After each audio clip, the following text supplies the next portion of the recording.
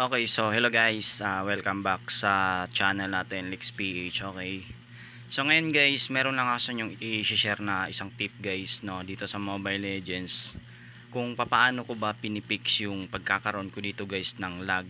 Ito naman guys, pagdating naman to sa internet connectivity natin dito sa Mobile Legends, kasi guys, minsan talaga hindi natin ito guys maiwasan, no, yung nagiging mataas yung ping natin, tapos pabago-bago siya ng kulay, no. So eto guys, meron ako sa inyong i-share na napakasimple lang nito, no. So and I hope makatulong to sa inyo.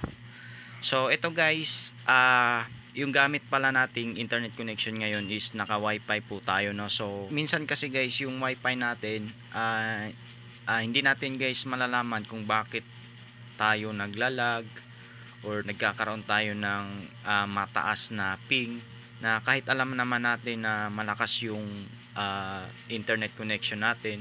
So ngayon guys, pag tinest ko kasi siya, hindi ako sure guys kung bakit ganito siya, napakataas ng ping niya na umaabot ng, ayan guys, 'di ba, 530 ms. Okay, so pag ganito guys, hindi ko na siya guys tinutuloy kapag nagrarank ako, kasi alam ko naman na malag talaga to pagdating sa rank. So ngayon, meron ako sa inyong ituturong trick para itong MS na to, yung kanina na napakataas, is para bumaba siya. Okay, so ang gagawin natin guys, exit muna tayo sa home screen natin. Okay, so ito guys, itong tab ni Mobile Legends, wag nyo na muna tong i-close. Okay, kasi kung halimbawa naka rank game kayo or naka in game kayo sa rank game, so dapat dito guys magawa nyo to within 30 seconds or 20 seconds para makabalik kayo kaagad, no. Kasi madali lang naman to guys, punta lang kayo sa settings nyo, tapos sa wifi connection nyo. So dito tayo guys, ipipress nyo to, itong icon na to, itong advanced settings ng wifi.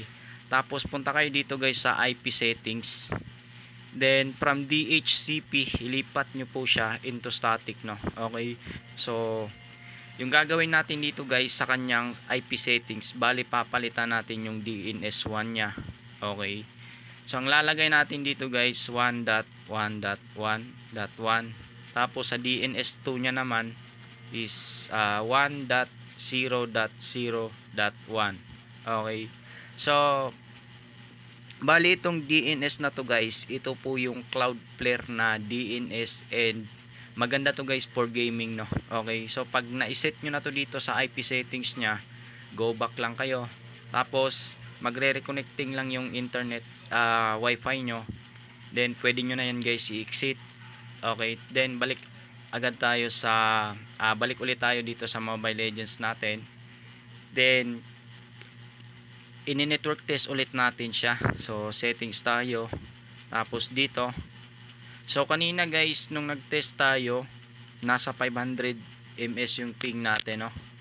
So napakabigat nun kung maglalaro kayo ng rank game or kahit classic guys, napakalag pa rin, no. Okay, so tap natin ulit yung test nya. So ayan guys, may pinagbago siya, no, kahit papaano.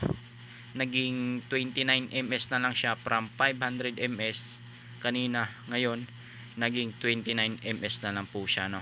Okay, so ayan guys, pag ganyan kulay green na yung kanyang ms or yung kanyang ping, pwede na kayo guys mag rank game nyan or kahit mag classic kayo. Basta i-check nyo palagi guys yung network test nyo bago kayo maglaro, para alam nyo kung malag ba sa kapag naka in game na kayo, no. Okay, so ayan lang naman guys para sa mga naka wifi, and para naman sa mga naka data siguro, kung dapat dito guys, kasi kapag data tayo, malakas talaga yung signal ng ating network, no.